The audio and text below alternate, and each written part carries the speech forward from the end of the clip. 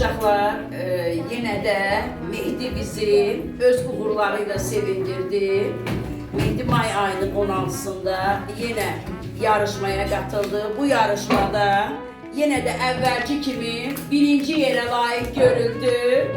Bu münasibətle ona diplom və medal tərtib olundu. Gəlin bu münasibətle gözəl balanı təbrik edək. Həmişə zirvələrdə olasan, gözəl balam, həmişə bax birinci olasan, həmişə bizi sevindirəsən, bizim fəxrimizsən. Sağ ol.